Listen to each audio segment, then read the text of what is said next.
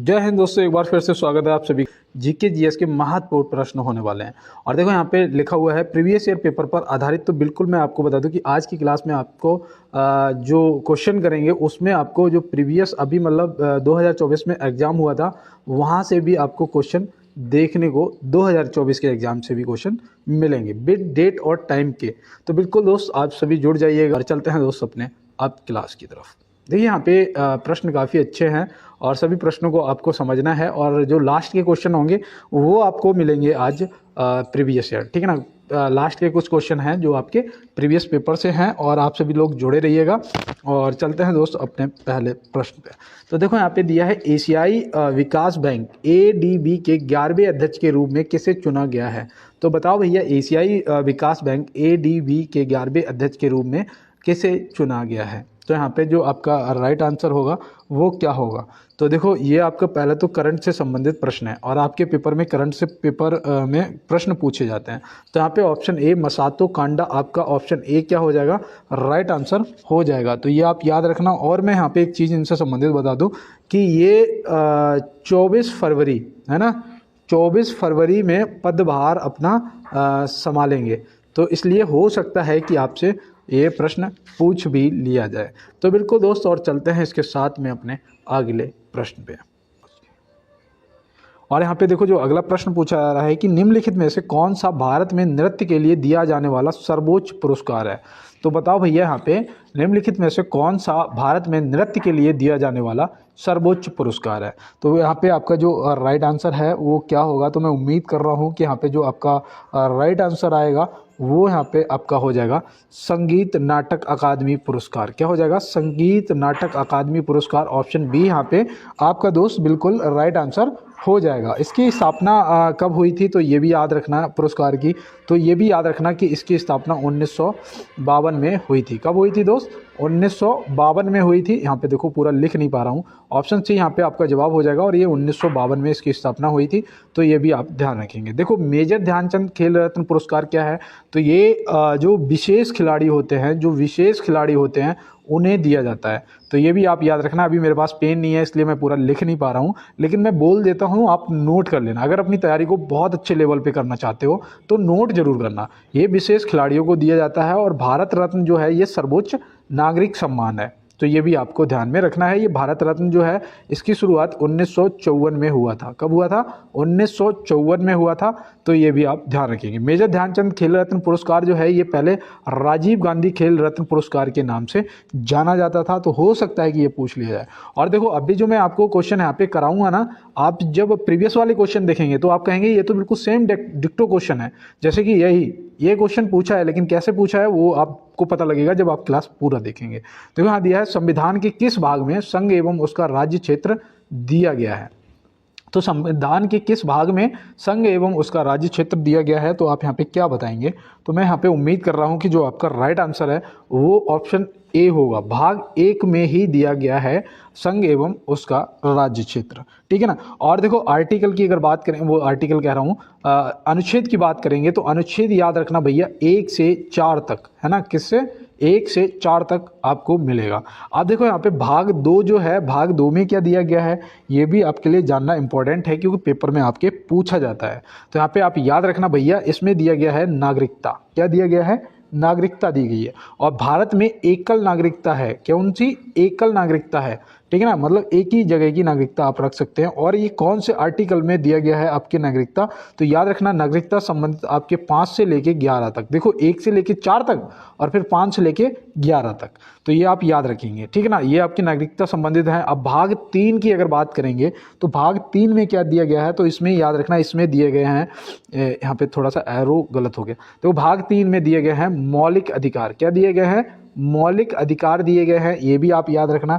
ये कौन से अनुच्छेद में मिलते हैं, तो यहाँ पे देखो 11 खत्म हुआ तो 12 से स्टार्ट हो जाओ 35 तक। कहाँ तक, 35 तक। तो ये आप ध्यान में रखेंगे। भाग 3 स्क्रीनशॉट ले लो। और देखो यहाँ पे मैं आपको बता दूं कि दोस्त अगर किसी दोस्त को PDF चाहिए, ठीक है ना, PDF चाहिए तो मैं आपको बता दूं PDF आपको बिल्कुल फ्री मिलेगी, जिसका आपसे कोई भी चार्ज नहीं लगना है। बस आपको टेलीग्राम ज्वाइन करना है।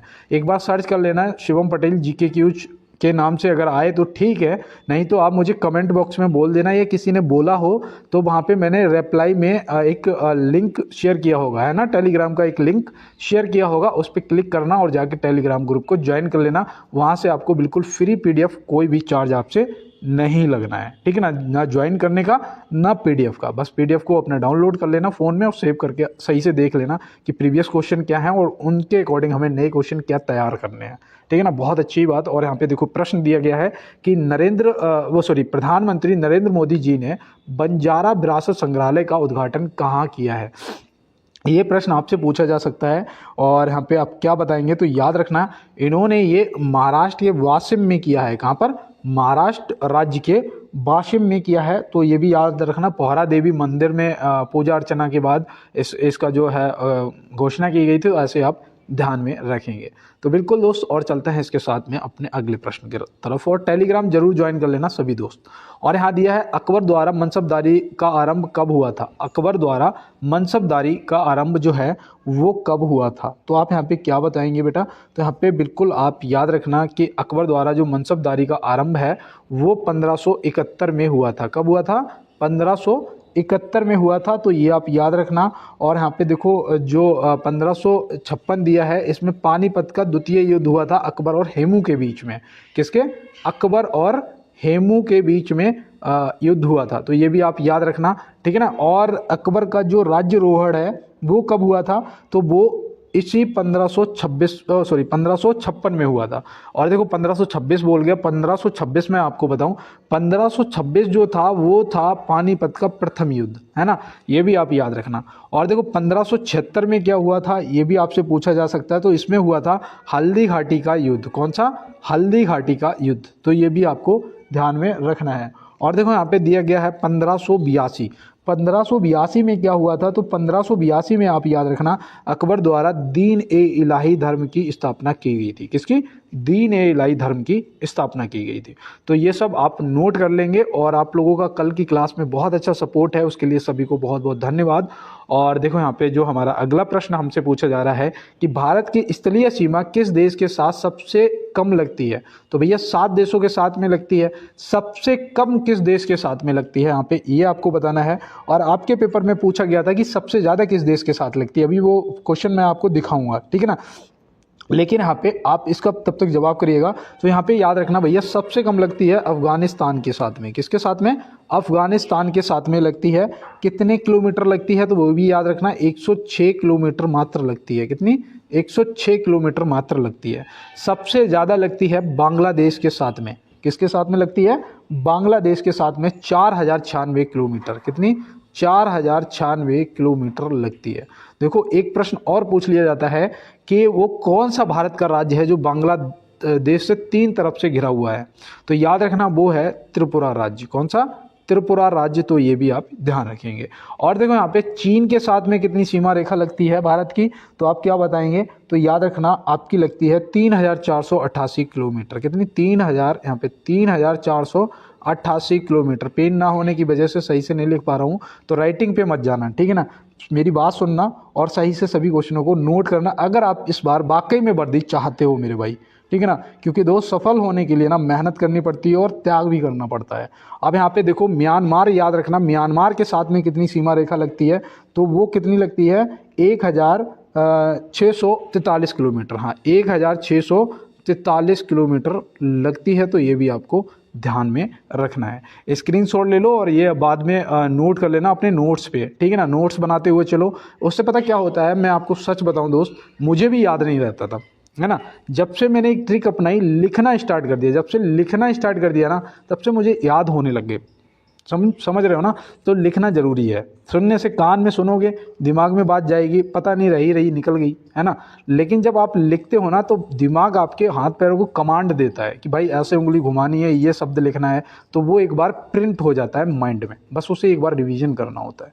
और देखो यहाँ दिया है 2011 की जनगणना के अनुसार एकमात्र राज्य जहाँ जनसंख्या घटी है, पॉपुलेशन जो है वो कम हुई है, जनसंख्या घटी थी। तो यहाँ पे याद रखना भैया, ये कब से पूछा जाएगा? 2001 से 2011 की जो जनगणना हुई उसके बीच की बात है ना। क्यों भैया 2011 में हुई होगी जनगणना, तब हमें पता लगा कि वो कौन सा राज्य है जिसकी जनगणना वो जनसंख्या जो है वो घटी है तो वो याद रखना भैया, वो है आपका नागालैंड राज्य। कौन सा? नागालैंड राज्य। और इसकी आधिकारिक भाषा अंग्रेजी है ना। तो ये भी आप याद रखना, पूछा जाता है, एसएससी जीडी में पूछ लिया जाता है। और ये कितनी परसेंट घटी थी ये भी आप याद रखना, -0.58% कम हुई थी। ठीक है ना। तो ये आपको ध्यान में रखना है। देखो केरल जो है इससे भी पूछ लिया जाता है कि सबसे ज़्यादा साक्षरता वाला राज्य कौन सा है। तो सबसे साक्षरता रेट जो थी वो सबसे ज़्यादा थी 94% किसकी? केरल की। और सबसे कम थी बिहार राज्य की। और सबसे कम महिलाओं में भी जो न्यूनतम थी वो बिहार की थी। ठीक है ना। वैसे इसकी ओवरऑल 61.8% के लगभग थी, है ना। तो ये आप ध्यान में रखेंगे। तो बिल्कुल दोस्त नोट कर लेना, स्क्रीनशॉट ले लेना। प्रश्न का जवाब यहाँ पे नागालैंड हो जाएगा। और चलते हैं इसके साथ में अपने अगले प्रश्न पे। देखिए यहाँ दिया है कि सरकार की मंजूरी के बाद इसरो का शुक्रयान किस ग्रह की यात्रा के लिए तैयार है। तो भैया देखो यहाँ पे इसे बहुत ही ईजी तरीके से याद किया जा सकता है, क्योंकि ये पता कौन सा वो है भैया, जब शुक्रयान है तो कौन से ग्रह जाएगा? शुक्र ग्रह जाएगा, जो कि यहाँ पे दिया नहीं है ना। तो इनमें ऑप्शन डी हमारा यहाँ पे राइट आंसर हो जाएगा। ये मिशन कब लॉन्च किया जाएगा शुक्रयान? तो याद रखना 2028 में मिशन शुक्रयान को लॉन्च किया जाएगा। ठीक है ना। देखो यहाँ पे जो मंगल ग्रह है इसका कलर लाल होता है, ये भी कभी कभी पूछ लिया जाता है। और बुध ग्रह जो है ये सूर्य के सबसे नज़दीक है और ये सूर्य की परिक्रमा 88 दिनों में पूरी कर देता है। ठीक है ना। ये भी याद रखना। बृहस्पति जो है ये सबसे बड़ा ग्रह है, ये सबसे बड़ा ग्रह है, इसका कलर भी याद रखना पीला है। और ये ये जो सूर्य की परिक्रमा है वो 11.96 वर्ष में पूरी करता है। हो सकता है ऑप्शन में आपको 12 वर्ष भी लिखा हुआ मिल जाए या 11.96 वर्ष मिले, तो फिर आपको 11.96 वर्ष ही टिक करना है अगर लिखा है। ठीक है ना। तो आपको 12 को टिक नहीं करना है। तो ये यहाँ पे जो भी मैंने आपको बताया आप याद रखेंगे। और चलते हैं इसके साथ में अपने अगले प्रश्न पे। देखो यहाँ दिया है भारतीय संविधान में आपात उपबंध किस देश के संविधान से लिया गया है। बताओ भैया भारतीय संविधान में आपात उपबंध किस देश के संविधान से लिया गया है। तो आप यहाँ पे क्या बताएंगे? तो बिल्कुल मैं यहाँ पे उम्मीद कर रहा था कि जो आपका जवाब आएगा वो यहाँ पे आएगा जर्मनी, है ना। ऑप्शन ए यहाँ पे जर्मनी जो है वो आपका राइट आंसर हो जाएगा। सोवियत संघ से क्या लिया गया था? तो सोवियत संघ से याद रखना आपने मौलिक कर्तव्य। मैं पता आपको एक एक क्यों बताता हूँ, इसीलिए बताता हूँ कि आज आप एक नोट करेंगे और उसे थोड़ा याद कर लेंगे, कल फिर मैं दूसरा बताऊंगा तो उसे आप नोट करेंगे तो उसे भी याद कर लेंगे। धीरे से आपको सारी चीज़ें याद हो जाएंगी, एकदम से नहीं होता है। और देखो दक्षिण अफ्रीका से याद रखना संविधान संशोधन को लिया गया था, जो कि आर्टिकल कौन से में मिलता है? 368 में, है ना। संविधान में कोई संशोधन करना हो तो आर्टिकल 368 के तहत किया जाता है। और ये दक्षिण अफ्रीका के संविधान से लिया गया था। तो यहाँ पे प्रश्न का जवाब जर्मनी राइट हो जाएगा। और चलते हैं इसके साथ में अपने अगले प्रश्न पे। देखो बेटा यहाँ दिया है हाइड्रोजन की खोज निम्नलिखित में से किसने की थी। हाइड्रोजन की जो खोज है वो निम्नलिखित में से किसने करी थी और कब करी थी? अगर पता है तो आप बताइएगा। और तब तक आप इसका जवाब करो। मैं आपको एक बात बता दूं, देखो दोस्त मैं हमेशा उन लोगों से बहुत लगाव मुझे है, पता नहीं क्यों, कि जो भी मेरा दोस्त वर्दी की तैयारी करता है। ऐसा क्यों? क्योंकि मैं भी यार वर्दी की तैयारी करने वाला हूँ। और मैं एक चीज़ हमेशा कहता हूँ कि दोस्त आदमी बड़ा हो या छोटा हो कोई फ़र्क नहीं पड़ता। आदमी जो है वो बड़ा हो या छोटा हो, उसके पास कितना पैसा है कितना नहीं है उसे कोई फ़र्क नहीं पड़ता। उसकी जो कहानी है वो बड़ी होनी चाहिए, है ना। तो बिल्कुल दोस्त अगर हारना भी है तो ऐसे हारो कि जीतने वाला रोने लग जाए, है ना। और यहाँ पे जो प्रश्न का जवाब है वो हेनरी कैडविस हो जाएगा, जो कि ऑप्शन बी में दिया गया है ना। तो ये बिल्कुल आप याद रखेंगे। और इन्होंने कब खोज करी थी हाइड्रोजन की? तो याद रखना भैया 1766 ईस्वी में करी थी। कब? 1766 ईस्वी में करी थी। और सूर्य में सबसे ज़्यादा हाइड्रोजन पाया जाता है ना। कितना? 71% हाइड्रोजन पाया जाता है। तो ऐसे आप याद रखेंगे। और देखो यहाँ पे फंक ने जो है वो विटामिन की खोज करी थी, है ना। रदरफोर्ड ने किसकी खोज करी थी? तो रदरफोर्ड को याद रखना। इन्होंने जब यहाँ पे हाइड्रोजन की बात हो रही है तो यहाँ पे नाइट्रोजन याद रखना। किसकी करी थी? नाइट्रोजन की खोज करी थी। और जो नाइट्रोजन की खोज थी वो कब करी थी ये भी आपको पूछा जा सकता है। तो याद रखना भैया 1972 में नाइट्रोजन की खोज करी थी। नाइट्रोजन जो है वो वायुमंडल में कितने प्रतिशत पाया जाता है? तो याद रखना भैया 78% नाइट्रोजन वायुमंडल में पाया जाता है। कितना? 78% पाया जाता है। और ऑक्सीजन कितने प्रतिशत पाई जाती है? तो 21% ऑक्सीजन पाई जाती है। तो ये भी आप याद रखेंगे। तो बिल्कुल दोस्त, आपने यहाँ पे जो भी मैंने बताया नोट कर लिया होगा, स्क्रीनशॉट ले लिया होगा। और चलते हैं अपने अगले प्रश्न की तरफ। देखिए यहाँ पे दिया गया है, अंडर 8 विश्व कैडेट शतरंज चैंपियनशिप 2024 में किसने स्वर्ण पदक जीता है? तो बताओ भैया, अंडर 8 विश्व कैडेट शतरंज चैंपियनशिप 2024 में किसने स्वर्ण पदक जीता है? ये भी देखो आपकी करंट से संबंधित प्रश्न है ना, ये आपकी करंट से संबंधित प्रश्न है। और यहाँ पे आपका जो राइट आंसर है वो याद रखना, विदित रेड्डी आपका राइट आंसर ऑप्शन बी हो जाएगा, है ना, विदित रेड्डी सही जवाब हो जाएगा। और मैं यहाँ पे अंडर 8 विश्व कैडेट शतरंज जो चैंपियनशिप है इसका आयोजन कहाँ हुआ था ये भी आपसे पूछा जा सकता है। तो याद रखना भैया, इटली में हुआ था, है ना। और ये जो विदित रेड्डी हैं ये कहाँ के निवासी हैं, कहाँ के रहने वाले हैं? तो ये भारत के तेलंगाना के निवासी हैं। कहाँ के? तेलंगाना के निवासी हैं। तो ये भी आप ध्यान में रखेंगे। तो बिल्कुल दोस्त, और चलते हैं इसके साथ में अपने अगले प्रश्न पे। यहाँ दिया है, निम्नलिखित में से सबसे लंबी रेल सुरंग कौन सी है? निम्नलिखित में से सबसे लंबी रेल सुरंग कौन सी है? तो देखो, निम्नलिखित में से पूछा है ना, इनमें से पूछा है। तो इनमें से मैं आपको यहाँ पे बताऊँ जो आपका राइट आंसर होगा, जैसे कि पीर पंजाल सुरंग, है ना। पीर पंजाल सुरंग, इसकी लंबाई कितनी है? 11.2 कितनी थी? 215, हाँ 215 किलोमीटर, है ना। 11 किलोमीटर और 215 मीटर। तो ऐसे आप याद रखना। अब यहाँ पे एक चीज़ और याद रखना कि जो अटल सुरंग है ये भी आपसे पूछा जा सकता है। तो ये कितनी है? 9 किलोमीटर इसकी लंबाई है ना। डॉक्टर श्यामा प्रसाद मुखर्जी सुरंग जो है ये सबसे बड़ी सड़क सुरंग है, सबसे बड़ी सड़क सुरंग है। तो ये याद रखना, भारत में सबसे लंबी जो सड़क सुरंग है वो आपकी डॉक्टर श्यामा प्रसाद मुखर्जी सुरंग है, जिसकी लंबाई कितनी है? तो वो याद रखना 9.28 किलोमीटर, है ना।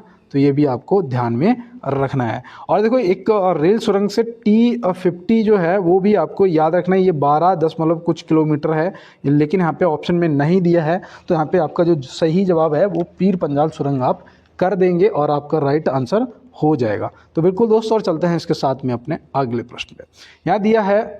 यहाँ पे दिया है कि साल 2025 के खेलो इंडिया यूथ गेम्स और पैरा गेम्स की मेज़बानी कौन सा राज्य करेगा? तो भैया देखो, 2025 मतलब कि ये भी आपके पेपर में पूछा जा सकता है। तो यहाँ पे याद रखना, वो राज्य हमारा हो जाएगा बिहार। कौन हो जाएगा? बिहार। ऑप्शन सी जो है वो राइट आंसर हो जाएगा। तो बिल्कुल दोस्तों, और चलते हैं इसके साथ में अपने अगले प्रश्न पे। तो यहाँ दिया है, निम्नलिखित में से होम रूल आंदोलन का आरंभ कब हुआ था? बताओ भैया, निम्नलिखित में से होम रूल आंदोलन का जो आरंभ है वो कब हुआ था और किसने किया था, है ना। तो बिल्कुल यहाँ पे याद रखना है, यहाँ पे राइट आंसर आपका 1916 ऑप्शन सी हो जाएगा। क्या हो जाएगा? ऑप्शन सी 1916 यहाँ पे आपका राइट आंसर हो जाएगा। और ये देखो, ये बाल गंगाधर तिलक जी और एनी बेसेंट जी के द्वारा शुरू किया गया था, है ना। बाल गंगाधर तिलक और एनी बेसेंट जी द्वारा शुरू किया गया था। तो ये आप याद रखेंगे। 1920 में एक तो आप याद रखेंगे खिलाफत आंदोलन, है ना, खिलाफत आंदोलन।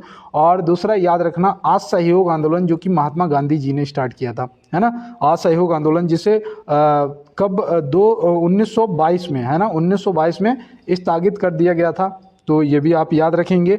और देखो, 1911 में याद रखना, जो दिल्ली है वो भारत की राजधानी बनी थी। कौन? दिल्ली। और 1915 में याद रखना, 9 जनवरी 1915 को महात्मा गांधी जी दक्षिण अफ्रीका से भारत लौट के आए थे, जिसे अब 9 जनवरी को भारतीय प्रवासी दिवस के रूप में मनाया जाता है ना, भारतीय प्रवासी दिवस के रूप में मनाया जाता है। तो ये भी आप ध्यान में रखेंगे। तो बिल्कुल दोस्तों, और चलते हैं इसके साथ में अपने अगले प्रश्न पे। देखो, यहाँ दिया है, खेलो इंडिया विंटर गेम्स 2023 का आयोजन कहाँ हुआ था? खेलो इंडिया विंटर गेम्स 2023 का जो आयोजन है वो कहाँ हुआ था? तो भैया, विंटर गेम्स है ना, तो ये कहीं ठंडी जगह, मतलब कि जम्मू कश्मीर के गुलमर्ग में हुआ था। कहाँ पर? गुलमर्ग में हुआ था। तो ये भी आप याद रखेंगे। बहुत अच्छी जगह है गुलमर्ग। जब आपका सिलेक्शन हो जाएगा ना, तो आप गुलमर्ग फ्री में जाएंगे घूमने। इसका संस्करण जो था ना यहाँ पे, वो याद रखना तीसरा संस्करण हुआ था। कौन सा? तीसरा संस्करण हुआ था। और इसमें पहले नंबर पे जम्मू कश्मीर था, जीतने में पहले नंबर पे जम्मू कश्मीर रहा था, और दूसरे स्थान पे महाराष्ट्र रहा था। ठीक है ना, दूसरे स्थान पे महाराष्ट्र रहा था। तो ये भी आप ध्यान रखेंगे। तो बिल्कुल दोस्तों, और चलते हैं इसके साथ में अपने अगले प्रश्न पे। देखो यहाँ दिया है हजारीबाग वन्य जीव अभ्यारण्य कहाँ स्थित है। बताओ हजारीबाग वन्य जीव अभ्यारण्य जो है ये कहाँ पर स्थित है। तो यहाँ पे आप क्या बताएंगे? तो बिल्कुल यहाँ पे याद रखना दोस्त, ये झारखंड में स्थित है। कहाँ पर? झारखंड में स्थित है। तो ये आप नोट कर लेंगे। और देखो आपके जो राष्ट्रीय पार्क हैं और जो आपके अभ्यारण्य हैं, ये आपसे पूछे जा सकते हैं। तो बिल्कुल आप याद रखेंगे। और यहाँ पे एक चीज़ याद रखना, आपका जो बिहार दिया है ना, यहाँ पे वो है कैमूर वन्यजीव विहार, है ना, कैमूर वन्यजीव अभ्यारण्य। बिहार क्या, बिहार में तो है ही, कैमूर वन्यजीव अभ्यारण्य, ऐसे याद रखना। और गुजरात में देखो एक आपका गिर नेशनल पार्क है ना, गिर नेशनल पार्क है। और दूसरा आपका कौन सा है बताइए यहाँ पे, कि एक तो आपका गिर नेशनल पार्क और दूसरा आपका नल सरोवर, है ना। एक आपका गिर और दूसरा नल सरोवर। और यहाँ पे तो उत्तर प्रदेश में तो दुधवा नेशनल पार्क पूछा जाता है, जो कि लखीमपुर जिले में है। तो ये भी आप ध्यान रखेंगे। तो बिल्कुल दोस्तों, और चलते हैं इसके साथ में अपने अगले प्रश्न पर। बक्सर का युद्ध निम्नलिखित में से कब हुआ था। बक्सर का युद्ध यहाँ पे आपसे पूछा जा रहा है कि निम्नलिखित में से कब हुआ था। तो ये भैया 22 अक्टूबर 1764 को हुआ था। 22 अक्टूबर 1764, यहाँ पे 22 अक्टूबर में लिख देता हूँ, ठीक है ना। 22 अक्टूबर 1764 को बक्सर का युद्ध हुआ था। 1760 में कौन सा युद्ध हुआ था? 1760 में, तो याद रखना ये हुआ था बांडीवास का युद्ध। कौन सा? वांडीवास का युद्ध हुआ था। तो ये भी आप याद रखेंगे। 1761 में पानीपत का तृतीय युद्ध हुआ था। अभी मैंने पहला और दूसरा बताया था, अब यहाँ पे तीसरा युद्ध याद रखना 1761 में हुआ था। और 1774 में क्या हुआ था? 1774 में क्या हुआ था? तो इसमें याद रखना रूहेला का युद्ध हुआ था। कौन सा? रूहेला का युद्ध हुआ था। तो ये भी आप याद रखेंगे। तो बिल्कुल दोस्त, मैंने यहाँ पे जो भी बताया आपने नोट किया होगा। और चलते हैं अपने अगले प्रश्न पे। दोस्त आप भी अपने भाई को थोड़ा सा यार, इस क्लास को यार थोड़ा सा सपोर्ट करो यार, लाइक वाला बटन दबा दो। और जो भी मेरे नए दोस्त मेरे साथ जुड़े हैं, चैनल को सब्सक्राइब कर लेना, बेल आइकन को दबा देना। और थोड़ा सा जो भी आपका ग्रुप हो, व्हाट्सएप ग्रुप हो, फेसबुक या इंस्टाग्राम, टेलीग्राम, कोई भी ग्रुप पे जुड़े हो, तो वहाँ पे आप क्लास का लिंक शेयर जरूर कर देना, क्लास को शेयर कर देना दोस्तों के साथ में। और टेलीग्राम का जो लिंक मैं आपको दूंगा, उसको भी आप अपने दोस्तों के साथ में शेयर कर देना कि भैया ज्वाइन कर लो, बिल्कुल फ्री में आपको पीडीएफ मिलेगी, ठीक है ना। तो बिल्कुल मुझे पता है आप लोग मेरी मदद करोगे। यहाँ पे दिया गया है निम्नलिखित में से जैपला दर्रा किस राज्य में स्थित है। जैपला दर्रा यहाँ पे आपसे पूछा जा रहा है। तो याद रखना भैया, जैपला और नाथुला ये दोनों सिक्किम में स्थित हैं। कहाँ पर? सिक्किम में स्थित हैं। तो ये भी आपको ध्यान में रखना है। और देखो यहाँ पे उत्तराखंड दिया है। उत्तराखंड में एक तो आपका माना दर्रा है, एक आपका नीति दर्रा है ना। ये आपके कहाँ पर हैं? तो ये आपके उत्तराखंड में पड़ते हैं। एक आपका लिपू लेक दर्रा, ये भी आपका उत्तराखंड में पड़ता है।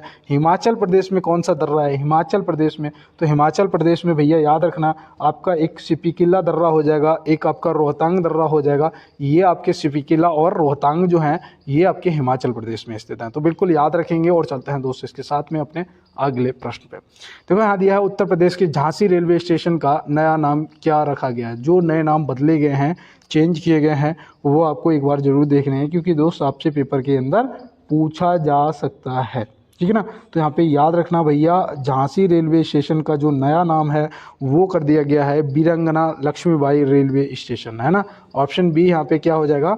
बीरंगना लक्ष्मीबाई रेलवे स्टेशन आपका सही जवाब हो जाएगा।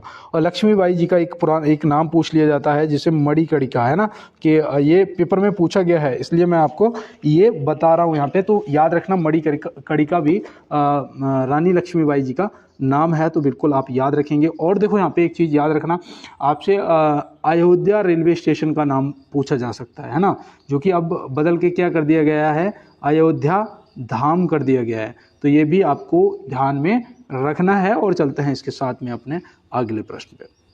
देखो यहाँ दिया है निम्नलिखित में से पंचशीर की घाटी कहाँ अवस्थित है। पंचशीर की जो घाटी है ये कहाँ पर अवस्थित है। तो आप यहाँ पे क्या बताएंगे? तो बिल्कुल यहाँ पे आप बता सकते हैं भैया, ये अफगानिस्तान में है। कहाँ पर?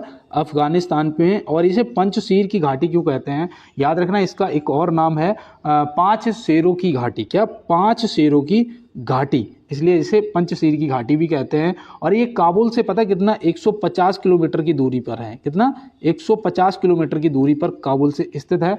तो ये भी आप ध्यान में रखेंगे, आपसे पेपर के अंदर पूछा जा सकता है। और चलते हैं अपने अगले प्रश्न पे। तो यहाँ दिया है एक मिनट, यहाँ दिया है प्रधानमंत्री मुद्रा योजना के तहत अधिकतम कर्ज की सीमा बढ़कर कितनी कर दी गई है, बढ़ाकर कितनी, माफ़ी चाहते हैं हम, बढ़ाकर कितनी कर दी गई है। ये देखो आपका इंपॉर्टेंट क्वेश्चन है, पूछा जा सकता है। पहले 10 लाख थी, अब ये 20 लाख कर दी गई है, कितनी, अब ये 20 लाख कर दी गई है। तो यहाँ पे ऑप्शन जो आपका 20 लाख है वो क्या हो जाएगा, राइट आंसर हो जाएगा। तो बिल्कुल दोस्त, और चलते हैं इसके साथ में अपने अगले प्रश्न की तरफ। और आप लोगों का आज की क्लास का सपोर्ट और कल जो आपने सपोर्ट किया वो ये तय करता है कि आप प्रॉपर क्लास चाहते हैं और आप सब पढ़ने वाले बंदे हैं। देखो यहाँ पे दिया है निम्नलिखित में से लंबाई का एसआई मात्रक क्या है। बताओ भैया यहाँ पे लंबाई का जो एसआई मात्रक है वो क्या है। तो आप इसका आंसर करिए, तब तक मैं एक लाइन और सुना देता हूँ। थोड़ा मोटिवेट करके रहते हैं यार, है ना।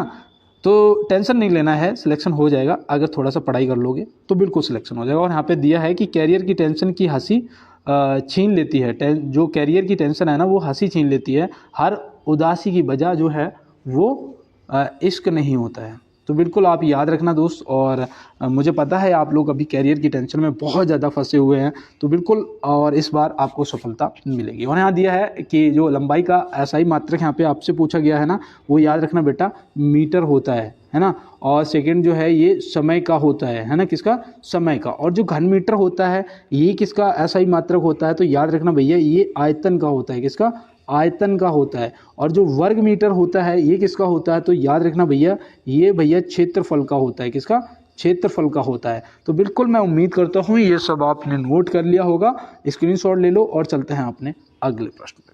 तो यहाँ दिया है किसके द्वारा बेलनाकार वस्तुओं के अंदर और बाहर के व्यास मापे जाते हैं। किसके द्वारा बेलनाकार वस्तुओं के अंदर और बाहर के व्यास जो हैं वो मापे जाते हैं। एक क्वेश्चन और, उसके बाद आपके प्रीवियस क्वेश्चन है, आप आराम से देखना, स्क्रीनशॉट ले लेना और पीडीएफ भी मैं दे दूंगा, ठीक है ना। तो यहाँ पे याद रखना भैया वो वर्नियर कैलिपर के द्वारा नापे जाते हैं, किसके, वर्नियर कैलिपर के द्वारा नापे जाते हैं। थर्मामीटर जो है ये आपके बॉडी टेम्परेचर, बॉडी ताप को नापता है ना। लैक्टोमीटर जो है ये भैया दूध की शुद्धता को नापता है, ये भी याद रखना। पैरोमीटर जो है ये क्या करता है, तो याद रखना भैया जो पैरोमीटर होता है ये उच्च तापमान को नापता है ना। जो उच्च तापमान बहुत ज़्यादा उसे पैरोमीटर नापता है, तो ये भी याद रखना। गाड़ी की गति बताओ कौन सा मीटर नापता है, गाड़ी की गति तो याद रखना वो ओडोमीटर होता है। कौन सा, ओडोमीटर होता है। तो ये भी आप ध्यान में रखेंगे। तो बिल्कुल दोस्तों, और चलते हैं इसके साथ में अपने अगले प्रश्न में। इसके बाद आपके प्रीवियस क्वेश्चन है, सभी को देखना है, बढ़िया से करना है। और यहाँ पे दिया है कि राष्ट्रीय कृषि तथा ग्रामीण विकास बैंक का मुख्यालय कहाँ स्थित है। अब इसे पता, इसे घुमा के पूछ दूंगा तो आप तुरंत बता देंगे मुंबई। अगर आपसे कह देंगे कि भैया नाबार्ड का मुख्यालय कहाँ स्थित है, तुरंत कहोगे मुंबई। नाबार्ड को बोलते हो राष्ट्रीय कृषि तथा ग्रामीण बैंक, ग्रामीण विकास बैंक, है ना। तो ये आप नाबार्ड याद रखना, जिसकी स्थापना 1982 में हुई थी, कहाँ, मुंबई में। तो बिल्कुल आप याद रखेंगे। और चलते हैं अब अपने प्रीवियस क्वेश्चन पे। देखिए ये पूछा है भारत की 12वीं पंचवर्षीय योजना का विषय था, ये एसएससी जीडी में 7/3/2024 को सुबह जो 9 से 10 AM वाली जो शिफ्ट थी उसमें ये प्रश्न पूछा गया था। अब यहाँ पे आप क्या बताएंगे। तो बिल्कुल मैं यहाँ पे उम्मीद कर रहा था कि जो आपका जवाब आएगा वो ऑप्शन ए आएगा। क्या आएगा, तेज, स्थायी और अधिक समावेशी विकास, है ना। तो बिल्कुल यहाँ पे जो मैं उम्मीद कर रहा था आपने राइट आंसर करा है। और चलते हैं इसके साथ में अपने अगले प्रश्न पर। अगला प्रश्न पूछा गया था 2022 में भारत में जन्मे उद्यमी को, यहाँ पे उद्यमी, यहाँ पे खाली स्थान है, को जर्मनी में भारतीय समुदाय के पहले प्रतिनिधि के रूप में चुना गया है। 2022 में चुना गया है, ठीक है ना। 2022 में जन्मे नहीं, 2022 में चुना गया है। ये प्रश्न सेम डिक्टो ऐसे ही छप के आया था और वो मैंने इधर कॉपी पेस्ट कर दिया, ऐसे समझिए। अब ये आपका 7/3/2024 को सुबह 9:10 जो शिफ्ट हुई थी उसमें पूछा गया था। अब हाँ, यहाँ पे आपका जन्म जो जवाब है ये देखो करंट, तभी तो कहते हैं करंट के क्वेश्चन जरूरी हैं, पूछे जाएंगे। तो गुरदीप सिंह रंधावा यहाँ पे ऑप्शन सी जो है वो क्या हो जाएंगे, आपके बिल्कुल राइट आंसर हो जाएंगे। तो बिल्कुल दोस्तों, और चलते हैं इसके साथ में अपने अगले प्रश्न पे।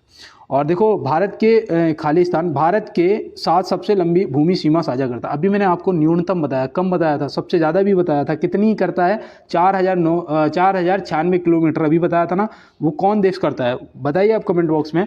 तब तक मैं एक और बता देता हूँ कि दोस्त वो बेटे कभी बिगड़ नहीं पाते जिन्होंने अपने माता पिता का संघर्ष देखा हो। है ना। कहते हैं ना कि मैंने एक स्टेटस देख रहा था तो मैंने एक लाइन सुनी थी कि दोस्त, अगर आपको आपके पीछे जो दो चेहरे आपके माता पिता हैं, अगर पिताजी की मजबूरी और माता जी के हाथों की झुर्रियाँ अगर आपको पढ़ने पे मजबूर नहीं कर रही हैं ना, तो फिर यार क्या मोटिवेशन और क्या फिर जीवन, है ना, कोई फ़ायदा नहीं। तो दोस्त बिल्कुल मैं उम्मीद करता हूँ कि इस बार ना आप सफलता पाके रहेंगे और आपको सफल होने से कोई रोक नहीं सकता। तो यहाँ पे बिल्कुल सही जवाब आपका बांग्लादेश हो जाएगा, जो कि ऑप्शन डी में दिया गया है। 4096 किलोमीटर सीमा रेखा साझा करता है भारत के साथ में, है ना, लगती है सीमा रेखा। और देखो अभी मैंने पाकिस्तान का नहीं बताया था, है ना, अफगानिस्तान 106 किलोमीटर बताया ही था, ये तो जवाब ही था उसका। चीन भी मैंने आपको बताया था कि चीन जो है वो 3488 किलोमीटर, है ना, 3488 किलोमीटर सीमा रेखा साझा करता है। लेकिन पाकिस्तान नहीं बताया था। पाकिस्तान याद रखना 3323 किलोमीटर, है ना, ऐसे याद रखना। कितना? 3323 किलोमीटर की सीमा रेखा साझा करता है। तो बिल्कुल, और चलते हैं इसके साथ में अगले प्रश्न पे। प्रथम एशियाई खेल वर्ष इतने में नई दिल्ली में, ठीक है ना, प्रथम एशियाई खेल वर्ष खालिस्तान में नई दिल्ली भारत में आयोजित किए गए थे।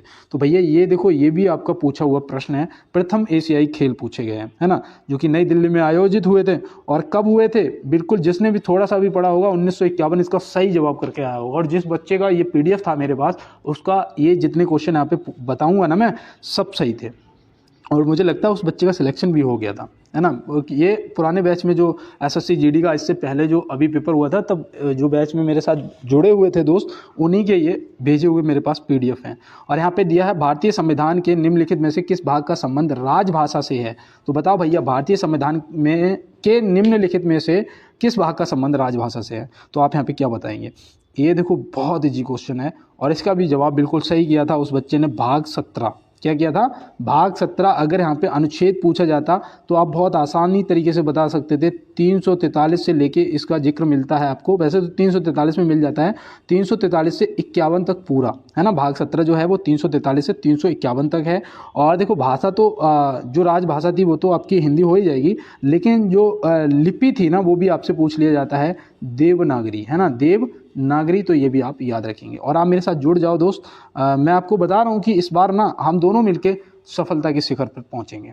और देखो यहाँ दिया है निम्नलिखित में से किस संगीतकार ने दादा साहब फाल्के पुरस्कार जीता है। तो भैया ये भी प्रश्न पूछा गया था, लेकिन वहाँ पे पता क्या था, वहाँ पे एक चीज़ थी कि वहाँ पे एक ही ऑप्शन दिया था गुलजार, लेकिन इन दोनों लोगों को इन्हें भी मिला है, तो यहाँ पे मैंने A और B दोनों प्लस कर दिया, लेकिन वहाँ पे गुलजार दिया था। तो अगर यहाँ पे कोई और नाम होता तो आप गुलजार को टिक कर देते हो, अदरवाइज A और B दोनों कर दोगे। अब एक पूछता हूँ मैं आपसे कि बताओ भैया, भाग 17 तो बता दिया, तो भाग 18 बताओ किससे संबंधित है, और भाग 19 जो है वो किससे संबंधित है? 19 नहीं, चलो 20 बता दो, 20 सरल है।